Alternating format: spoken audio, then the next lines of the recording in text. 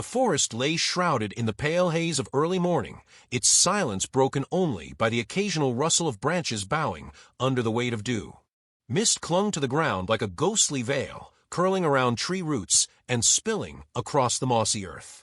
In the dimness, a small figure stumbled through the undergrowth, a foal no more than a few months old, its coat matted, its legs trembling with every step. The little creature's eyes darted from shadow to shadow, wide with a fear it did not yet understand. Its fragile frame betrayed hunger and exhaustion, each movement slower than the last.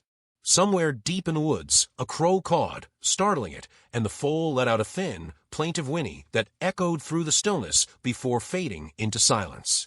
Not far from the clearing, Daniel trudged along the familiar trail with an armful of kindling gathered for the day's fire. His boots pressed deep into the damp soil, each step heavy yet steady, the rhythm of a man who had long ago accepted the burdens of solitude. The farmer's frame was broad from years of labor, but his shoulders carried a weariness that no strength could lift.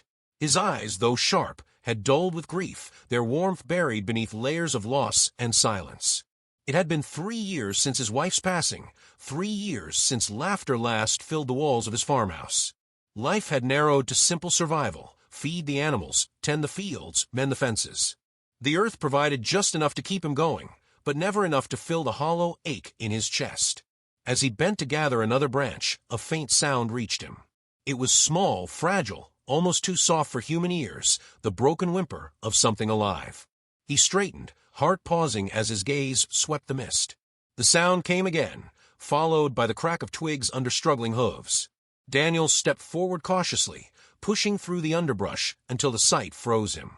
In the clearing ahead stood the foal, legs splayed awkwardly, its thin sides rising and falling in uneven breaths. Its ears flicked back at his presence, and its body tensed to flee. Yet instead of bolting, the creature staggered, as though torn between instinct and exhaustion. Daniel's breath caught. He knew the forest well. No herd roamed here. No mother would leave her young alone in such a state unless something had gone terribly wrong. The foal's ribs pressed sharply against its skin, its coat clotted with mud. He recognized the look: abandonment, perhaps loss, maybe worse.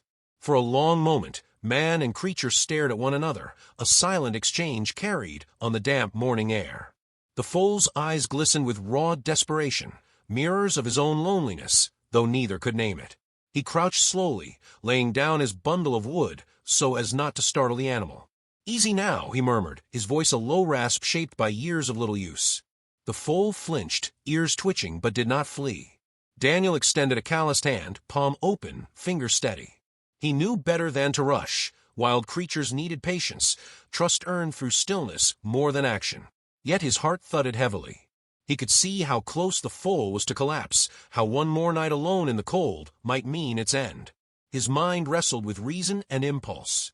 He had promised himself after his wife's death that he would not take on more than he could bear.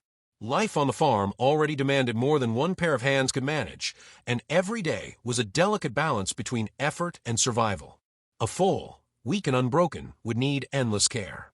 Feed, shelter, medicine, all things he could scarcely provide for himself. Still, as he studied its trembling frame, he felt the weight of another truth pressing down on him. He could not simply walk away. He rose carefully, taking a step closer. The foal shied back, stumbling over a root, and let out a sharp cry. Daniel froze, chest tightening. That sound, so raw, so pleading, struck deeper than logic. For an instant, he was back in the dim room where his wife had lain in her final days, her hand cold but her gaze clinging to him, silently asking him to keep going when she no longer could. He had failed her once, unable to save the life slipping away before his eyes. Could he now fail this creature, alone and voiceless in the woods? The foal's cry echoed again, softer this time, and its legs buckled. It lowered itself to the ground, sides heaving, eyes fixed on him as though some fragile thread tied them together. Daniel stood rooted, the air around him thick with indecision. He could leave, pretend he had never seen it, return to his quiet, empty life. That choice would cost him nothing in the moment, yet the image of the foal would haunt him forever. Or he could step forward, take the weight upon himself, risk heartbreak once more. He closed his eyes briefly, exhaling into the mist.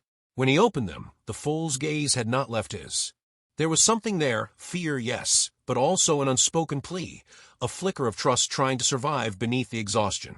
His boots shifted in the soil, and he moved toward it once more, slower this time, each step deliberate. He could feel his heart arguing, but his soul had already chosen. As he neared, the foal did not move away. Its body quivered, but it stayed where it was, breathing raggedly. Daniel crouched again, close enough now to see the fine lines of mud streaked across its legs, the trembling in its chest. He reached out, his hand hovering inches from its coat. The air was charged, still, heavy with the possibility of connection. The foal blinked, lowered its head slightly, and for the briefest moment allowed his fingers to graze its neck. The touch was light, almost unreal, yet it sent a rush through him as though he had touched life itself. A sudden gust swept through the clearing, stirring branches overhead. The foal flinched, breaking the fragile contact, and Daniel pulled back, his heart pounding. He knew then that this was not a chance encounter to be forgotten.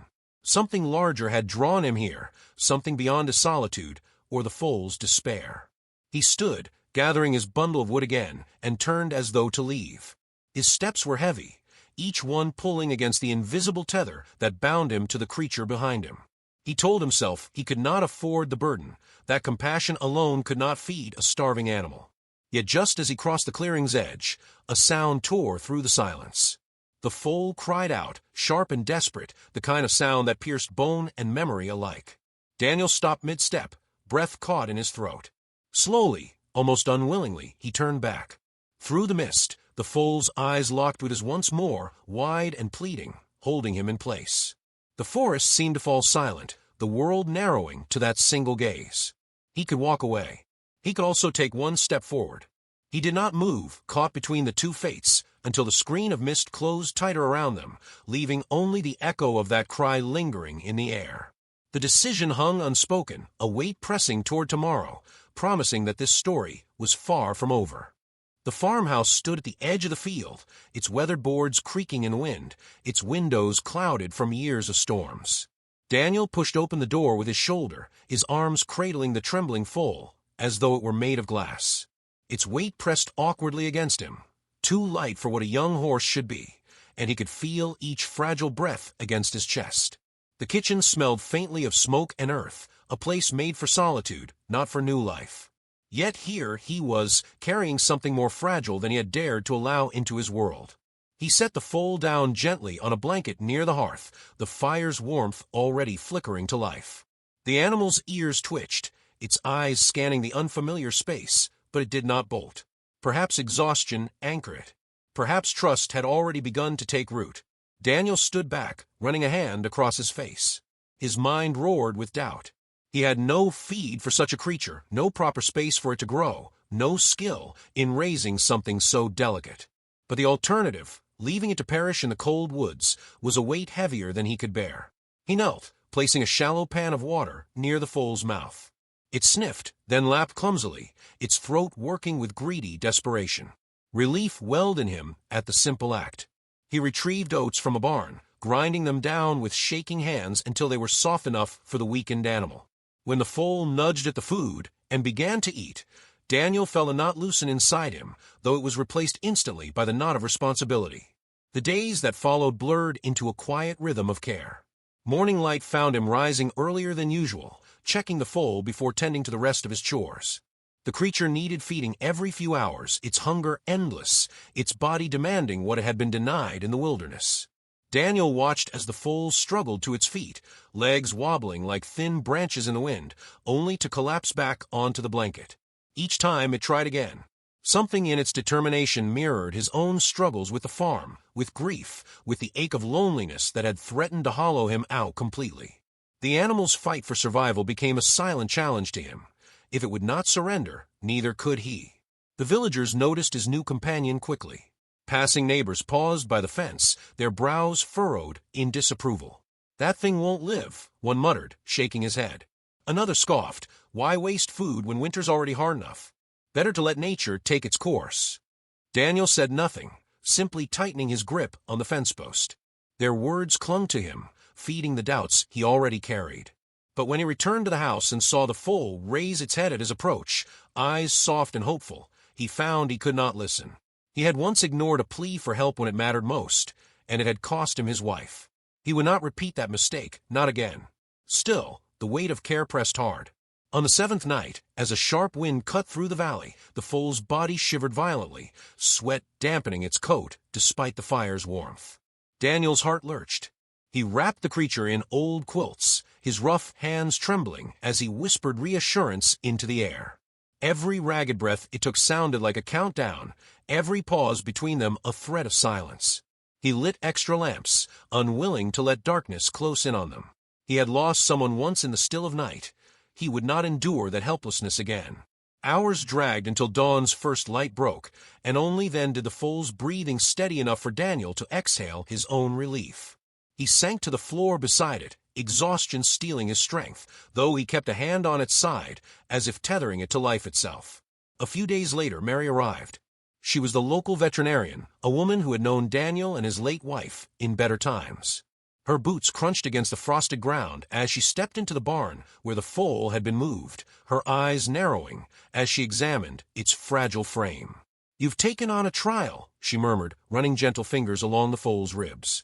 "This little one's lucky you found it when you did. But luck won't be enough." Daniel shifted uncomfortably, his silence betraying the storm of doubts he carried. Mary glanced at him, her voice softening. "You can do this if you're willing. It will take more from you than you think. But maybe that's what you need." Her words lingered long after she left. That evening, as Daniel watched the foal nibble cautiously at hay, he considered the truth in them. He had walled himself away, convinced survival meant keeping life simple and empty of attachments. Yet here was proof that attachments gave survival meaning. Caring for this foal hurt, yes, it demanded sacrifice, stirred old grief, cracked open wounds he had sealed tight. But in the ache there was also something else, a stirring he had not felt in years. Purpose. One night, while the wind howled outside and the fire cast long shadows, Daniel sat near the foal, listening to its slow breathing. He thought of his wife's final words, faint as they had been.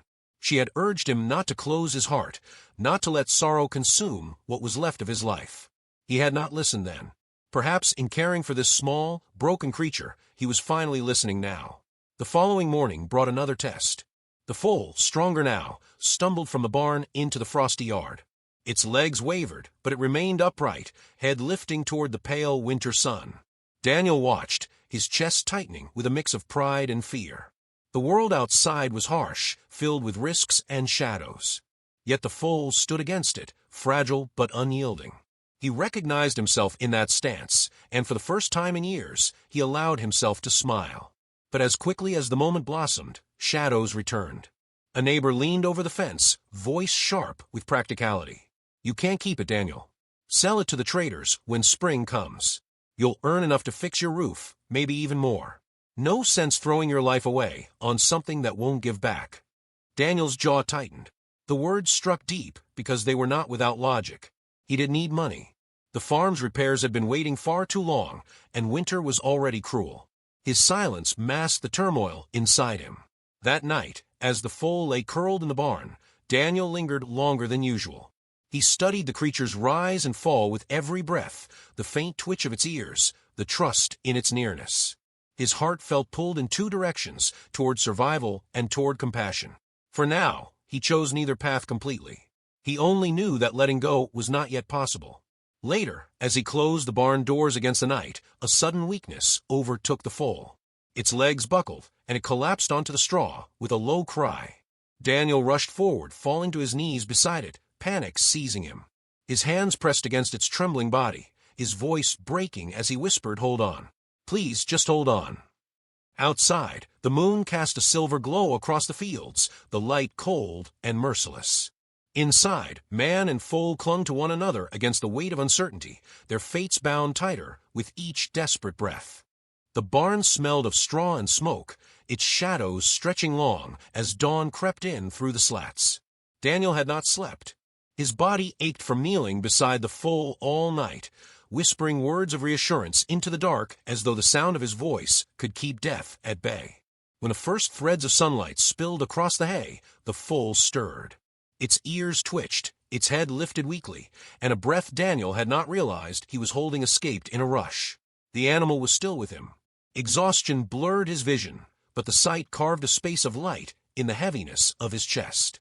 He pressed a hand to its neck, feeling warmth where only cold had threatened hours before. For the first time in years, relief brought tears, unbidden and unstoppable, rolling down his weathered face. The days that followed carried a rhythm of fragile hope. Each morning, the foal stood a little longer, its legs steadier, its eyes brighter. Daniel coaxed it into movement, walking slowly at its side in the paddock, guiding it with patience born of both fear and devotion. The animal stumbled, fell, and tried again. Every falter was answered by Daniel's steady hand, his quiet encouragement. Watching the foal grow stronger was like watching his own soul mend, piece by piece.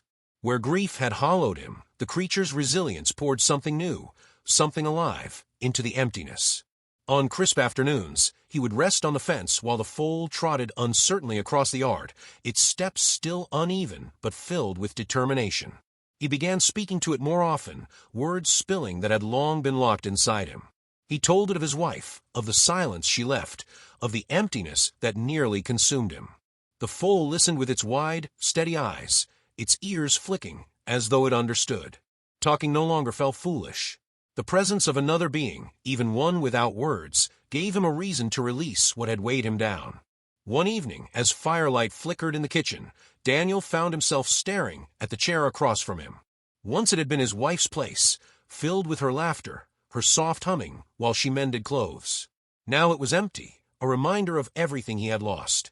Yet when he looked out the window toward the barn, he realized he was no longer completely alone. Something small and unspoken had shifted in his world. The foal's existence tethered him to the present, forcing him to rise each day with purpose. He wondered if this was what his wife had meant in her final breath when she urged him not to shut himself away. Perhaps she had known he would need someone, or something, to draw him back. But peace never lingered long. As the foal's health improved, whispers from the village sharpened. Men at the market eyed him with thin smiles and muttered suggestions. "That horse will fetch a fine price come spring," one said. "You could fix your roof, maybe even replace that plow of yours." Another added, "No shame in letting it go. Better than bleeding yourself dry for an animal." Their words cut deep because they struck at truths he could not deny. The farm needed repairs, his funds had dwindled, and every sack of oats spent on the foal left less for his own stock. Practicality gnawed at him, even as compassion anchored him in place. That night he sat in the barn, lantern light soft against the straw, watching the foal nuzzle at his sleeve. Its trust was complete now, its bond to him unbreakable. To sell it would mean betraying not just the animal, but the part of himself he was only beginning to reclaim. Yet survival whispered louder than loyalty. He pressed his palms together, head bowed, torn between what his heart demanded and what the world required. As weeks passed, the foal grew bolder. Its steps steadied into short runs across the field, breath clouding in the cold air, mane catching the wind. Daniel watched with a mixture of pride and awe. Each gallop was a triumph, proof of what care and persistence could build. Sometimes, when the animal lifted its head and met his gaze, he felt as though it carried a piece of his wife's spirit, her insistence on compassion, her refusal to let him surrender to despair. Those moments filled him with strength even as new storms gathered on the horizon. One afternoon, clouds rolled heavy and black across the valley.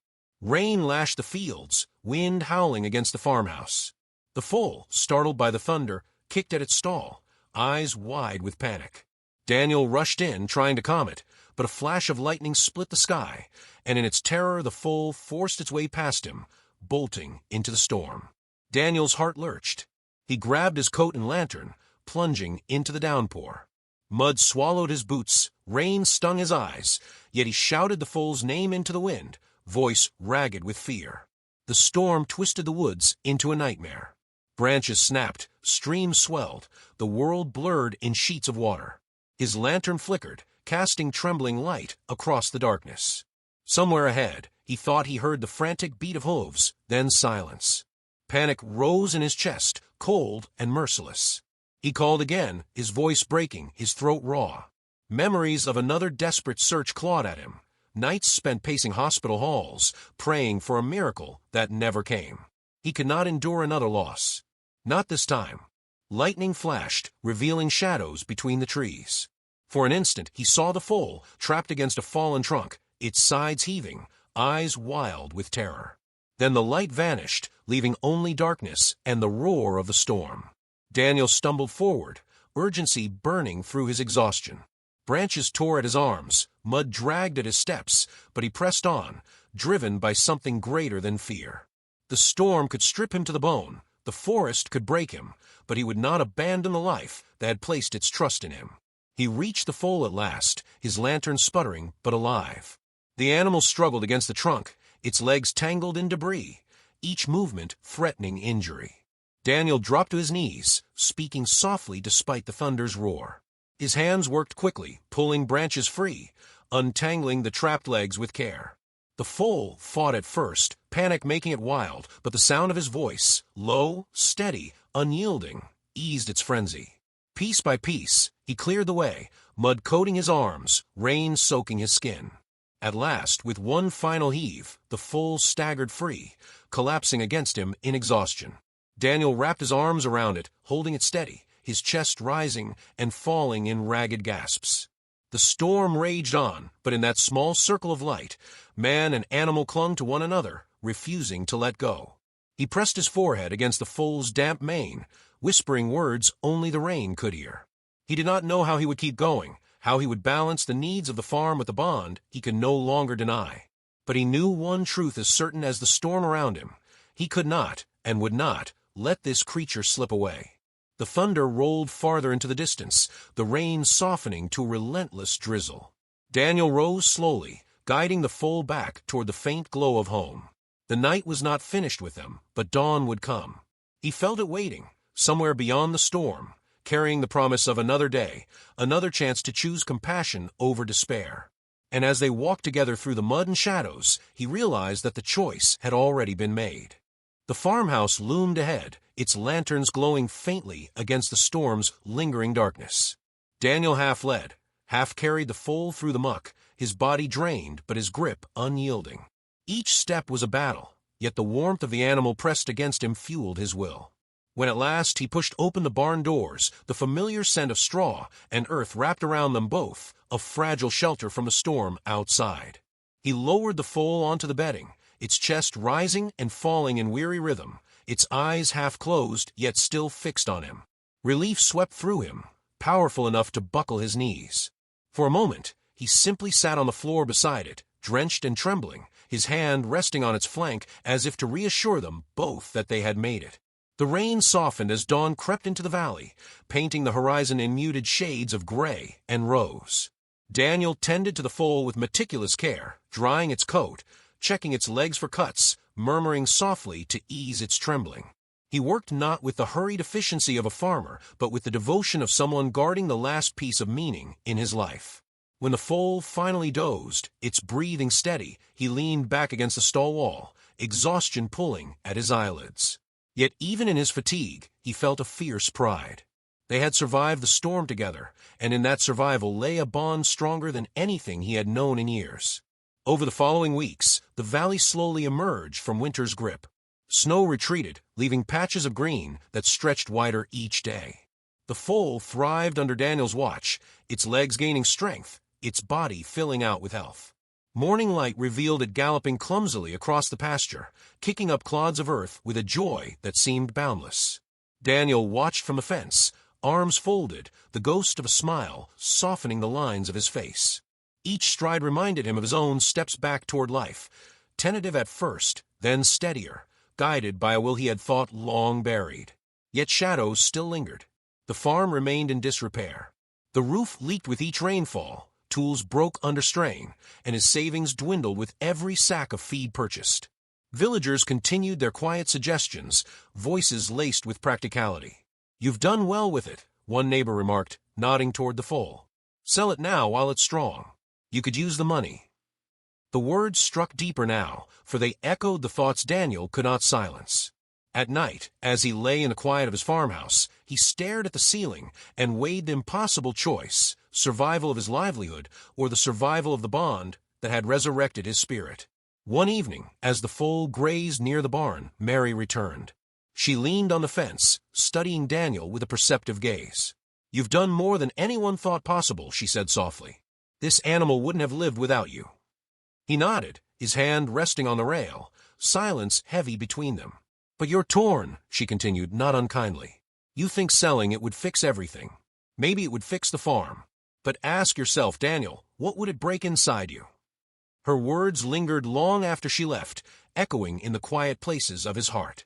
That night, Daniel sat in the barn, lantern casting golden circles across the straw. The foal nuzzled against him, its trust absolute, its presence steady as breath.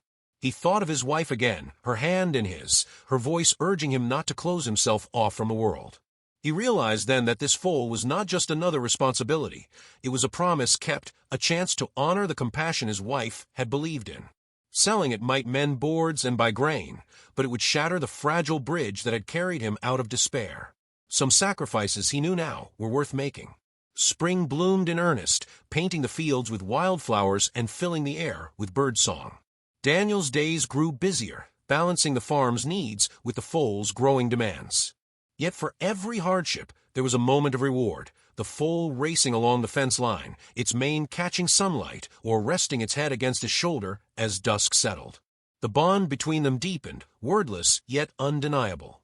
He found himself laughing again, quietly at first, then freely, the sound foreign and familiar all at once. The farm was still modest, still struggling, but his spirit no longer mirrored its broken boards. The final test came when traders arrived in the village, their wagons heavy with goods, their purses open for livestock. They came to Daniel's gate, eyes keen, voices persuasive. "Fine animal," one remarked, appraising the foal with a practiced glance. "Strong legs, good build. We'll pay fair coin. Enough to put your place back in shape." The weight of their offer pressed hard. Daniel's mind replayed the countless nights of worry, the dripping roof, the fields in need of seed. He looked at the foal, standing close by, ears flicked forward, eyes steady on him as though waiting for his choice. In that gaze, he saw not just an animal but every hour of care, every tear shed in fear, every piece of hope rebuilt in its presence. To let it go would be to return to the silence that had nearly destroyed him. He shook his head slowly, voice firm though quiet. "Not for sale." The traders pressed, but his refusal held. At last they left, muttering under their breath, their wagons creaking into the distance. Daniel exhaled, relief and certainty flooding through him. The decision was final. The foal would stay. Seasons turned, carrying the valley from spring into summer. The foal grew taller, its body lean and strong, its steps sure across the fields. Daniel's farm did not flourish overnight. Challenges remained, and hardships still tested him. Yet he carried them differently now, with shoulders steadied by purpose. The foal was not a burden, but a companion, one that had given him back the strength to endure. Villagers who once doubted him now nodded with quiet respect when they saw man and horse together, silhouettes against the setting sun. One evening, Daniel led the foal, no longer so small, across the meadow. The sky burned gold, the fields alive with the hum of summer. He stopped at the crest of a hill, gazing at the horizon where the world stretched wide and open. The foal pressed its head against his arm, a gesture of trust and affection, so simple, yet profound it stole his breath. He thought of his wife then, not with the ache of loss, but with gratitude. In saving this creature, he had honored her memory. In saving it, he had saved himself. The sun dipped lower, shadows lengthening, the world bathed in quiet beauty. Daniel placed a hand on the foal's neck, feeling the steady pulse of life beneath his fingers. "Sometimes," he murmured, voice thick with emotion, "saving another is the only way to save yourself." As they walked back toward the farmhouse, their steps unhurried, the land seemed less empty, less silent. The bond between them was unspoken, woven from shared struggle and hard-won trust, yet stronger than words could capture. And in the glow of that evening, Daniel knew with certainty that the path ahead, though still marked by labor and hardship, would no longer be walked alone. If this story touched your heart, please consider subscribing. I bring true, heartfelt stories every day.